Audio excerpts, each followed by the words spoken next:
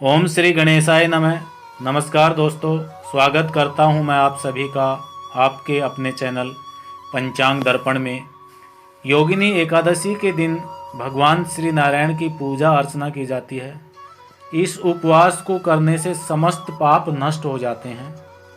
तो जानते हैं योगिनी एकादशी की पूजन विधि क्या रहेगी और क्या है योगिनी एकादशी से संबंधित कथा।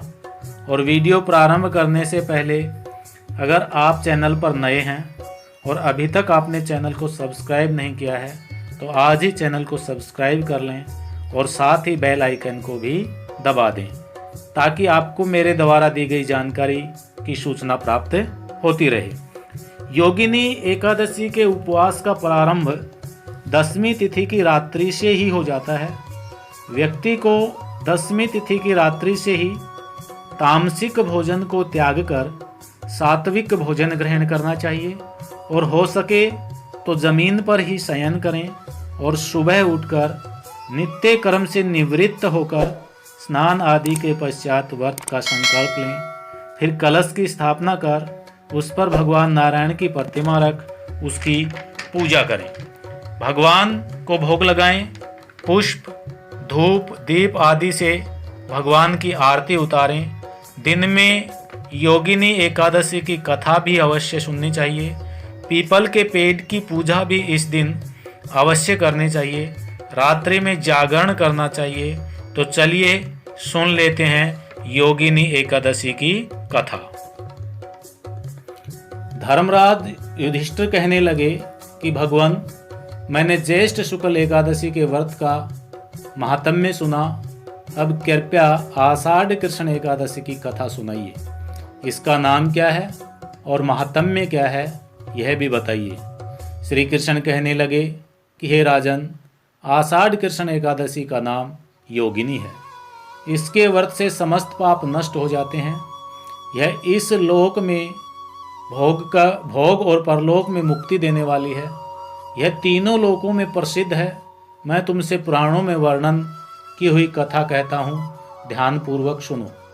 स्वर्ग धाम की अलकापुरी नामक नगरी में कुबेर नाम का एक राजा रहता था। वह शिव भक्त था और प्रतिदिन शिव की पूजा किया करता था। हेम नाम का एक माली पूजन के लिए उसके यहाँ फूल लाया करता था। हेम की विशालाक्षी नाम की सुंदर स्त्री थी। एक दिन वह मानसरोवर से पुष्प तो ले आया, लेकिन कामासक्त होने के कारण वह अपनी पत्नी से हास्य विनोद तथा रमण करने लगा। इधर राजा उसकी दोपहर तक राह देखता रहा। अंत में राजा कुबेर ने सेवकों को आज्ञा दी कि तुम लोग जाकर माली के न आने का कारण पता करो, क्योंकि वह अभी तक पुष्प लेकर नहीं आया है। सेवकों ने यह कहा कि महाराज, वह पापी अति कामी है, अपनी स्त्री के साथ हास्य विनोद और रमण कर रहा होगा। यह सुनकर कुबेर ने क्रोधित होकर उसे बुलाया। हेम माली राजा के भय से कांपता हुआ उपस्थित हुआ। राजा कुबेर ने क्रोध में आकर कहा, अरे पापी, नीच, कामी, तूने मेरे परम पूजनीय ईश्वरों के ईश्वर श्री शिवजी महाराज का अनादर किया है। इसलिए मैं तुझे शाप देता हूँ कि तू स्त्री का वियोग सहेगा और मृत्यु लोक में जाकर कोढ़ी होगा। कुबेर के शाप से हेममाली का स्वर्ग से पतन हो गया और वह उसी क्षण पृथ्वी पर गिर गया। भूतल पर आते ही उसके शरीर से में श्वेत कोढ़ हो गया। उसकी स्त्री भी उसी समय अंतर्ध्यान हो गई। मृत्युलोक में आकर माली ने महान दुख भोगे। भयानक जंगल में जाकर बिना अन्न और जल के भटकता रहा।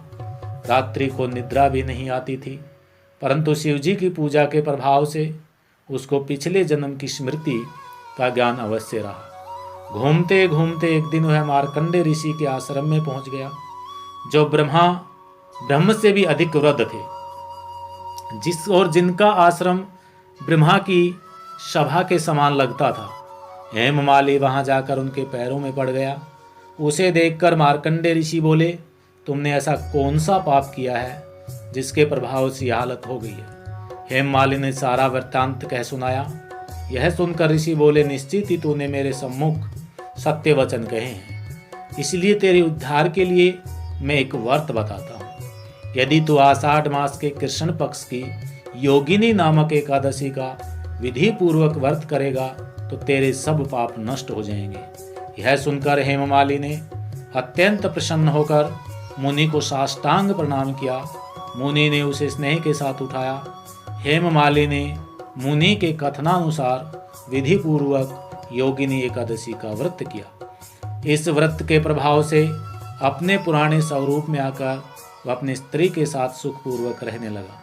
भगवान श्री कृष्ण ने कहा, हे राजन, यह योगिनी एकादशी का व्रत 88,000 ब्राह्मणों को भोजन कराने के बराबर फल देता है। इसके व्रत से समस्त पाप दूर हो जाते हैं और अंत में स्वर्ग को प्राप्त होता है।